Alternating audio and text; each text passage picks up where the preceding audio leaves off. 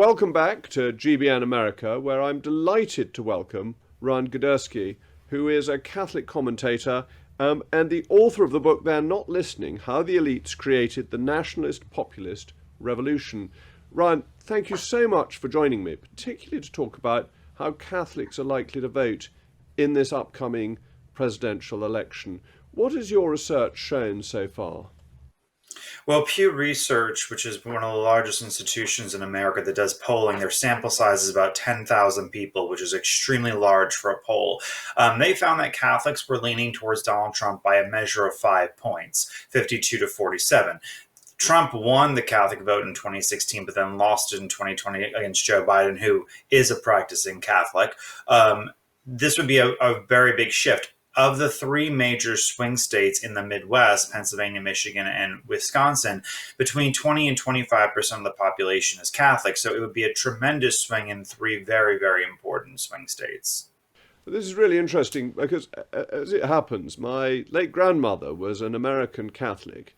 And when she was young, this is going back a long time, American Catholics always voted Democrat. So clearly there's been a long-term demographic shift from the Democrats to the Republicans.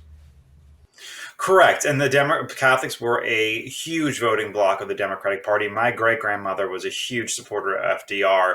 I think that the shift happened both culturally and economically. So for a culture perspective, you can go back into like the mid-2010s, 2010s, and you have Barack Obama saying, or 2008 rather, Barack Obama saying that they're clinging to their guns and their Bibles. And really the Democratic Party went from being a workers' party to being a party of cosmopolitan elites. And that disrespect for working class, middle class people was really felt by them. So by 2016, they had voted for Donald Trump over Hillary Clinton. I think that the switch to Biden happened because part one, he's from Pennsylvania, he was born there. Secondly, he has a very middle class, Midwestern aesthetic to him and a reputation. And then the third being that he is the most church actually present in modern history as far as the church attendance goes. So I think that those connections help. Kamala Harris has a number of faiths. She has been she has said in many ways that she's practiced Hinduism. She says she's also she's practiced she's celebrated Kwanzaa. She has celebrated the Jewish holidays of her husband. She has been a Baptist at times. She's been as many times as she's been in her political career, anything to anybody who's willing to listen. And the brazen disrespect of religious people, I think, not showing up to the Al Smith dinner, a very famous Catholic dinner in America. There was two people who attended one of her events who I think they chanted like Christ is King, and she said, you're at the wrong place. There was the governor of Michigan who recreated the sacrament of the Eucharist with a Dorito chip on a viral video. All of these things are accumulating into she doesn't like us. Because not all Catholics are, weekly mass goers, but there is a respect level that is not felt on the part of the Democratic Party right now. And that's one of the really interesting things about the research, that I think 70% of Catholics identify as being culturally Catholic, but only about a quarter go to Mass every Sunday, or I think it's one Sunday a month. So it's much more a cultural Catholicism rather than an active practicing Catholicism. Right. If you were to break the Catholic vote down into quadrants, there would be four major ones: white Catholics, Latino Catholics, weekly or monthly Mass goers, seldom or never Mass goers. And among those that are white and weekly Mass goers, it's overwhelmingly if we go weekly Mass goers, regardless of religion, it's overwhelmingly Donald Trump. And then, overwhelming by race and ethnicity, it's overwhelmingly Trump. And then if you look at Latino and whites vote for Trump by a 25-point margin. Latinos vote for Kamala by about a 20-point margin, according to the Pew Research polling. So I think that breakdown is based on ethnicity and culture.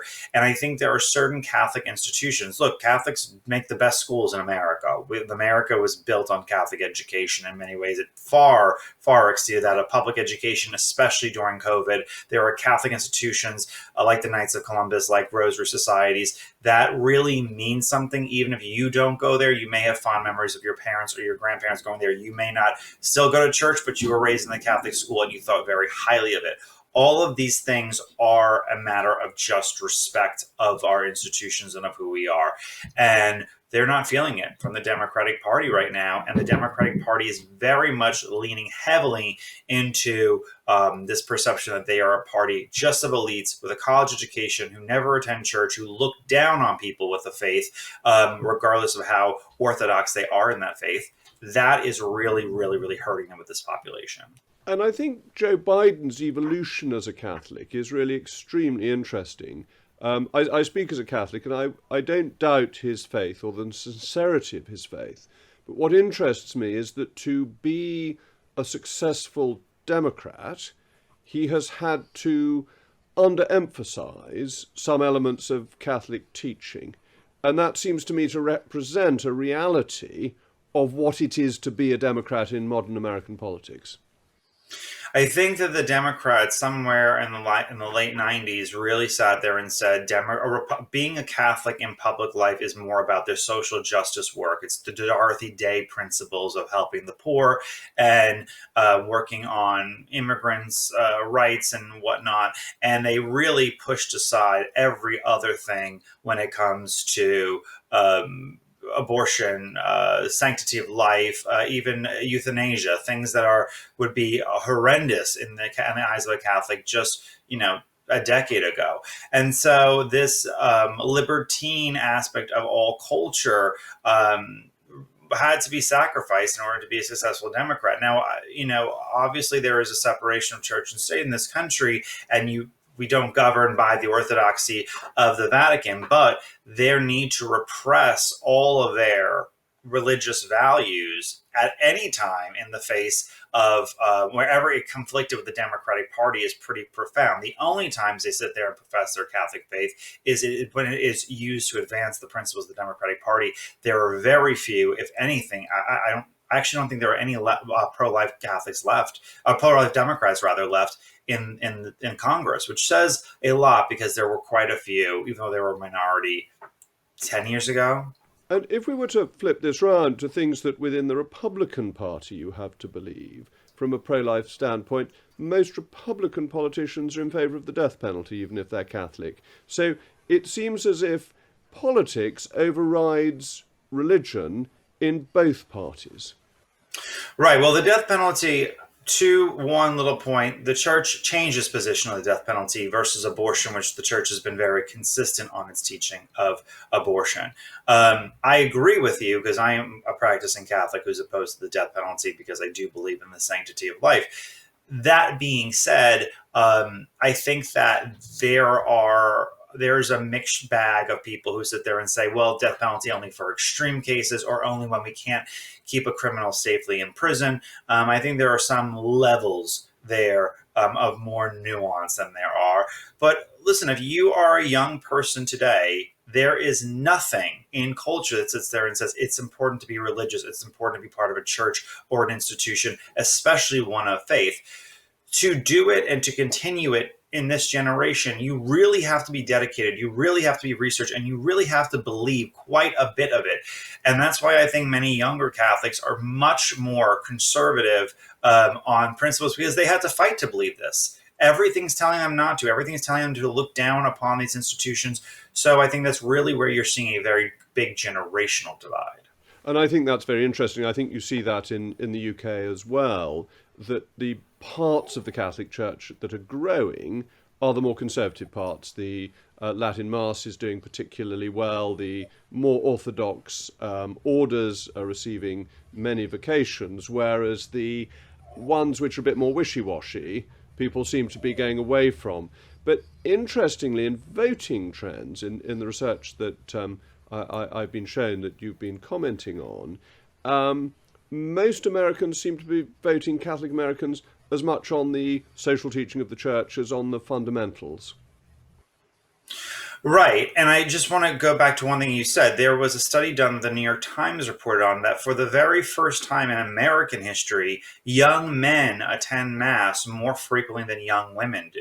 And when you look at the generational divide among Gen Z and younger voters, you see that young men are far more Republican, far more likely to vote for Trump, far more conservative, and they're also far more likely to attend Mass. And I think all of those things really do feed into one another, to reject this ultra hyper anxiety inducing liberalism that says, the future's female, men are good, not good enough, the patriarchy is bad, America is racist, every kind of litany of problem that is coming out of the Democrats also comes out of a lot of agnostic teaching, a lot of new atheism that sits there and says, we are a repressive society. And so I forget, was it Rousseau who said men were born free, but everywhere they are in chains by society. That old philosophy that is the cornerstone of liberalism, I think you're seeing everywhere. So to reject it among young men is very profound,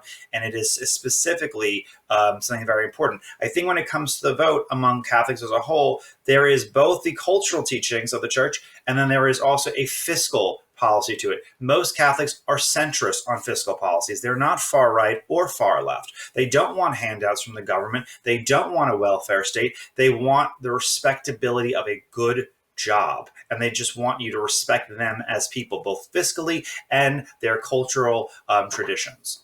And in an interesting way, it's as if people who are religious, not just Catholics, have been forced out of the Democrat Party, because Donald Trump doesn't strike me as a particularly religious man. That's not to say he's not a believer, and it's not for me to judge his inner thoughts. But he's not a Bible thumper. Certainly wasn't as a younger man. Right. No, it's true. And, he's really kind of changed a lot of this campaign. He's definitely been more of a let the states decide on abortion thing. I think that there is two things happening among, especially the pro-life community in the Republican Party. There are people who sit there and say, we need a zero tolerance 6-week abortion law, a ban nationwide and no exceptions for it. And then there's another group that are saying, well, we overturned Roe v. Wade. It is up to the states now to decide. If the goal is, how do we protect as many children as possible? How do we protect as many infants in the womb as possible? They were doing that successfully before Roe by regulating the industry, by making it untenable, by funding pregnancy crisis centers, all of those things. I think part of them are saying, if our goal is to reduce abortions to protect life, let's now go back to what we were doing. Let's regulate the industry. Let's do it quietly. And while everyone calms down about Roe being overturned, we'll sit there and work very diligently to protect the unborn.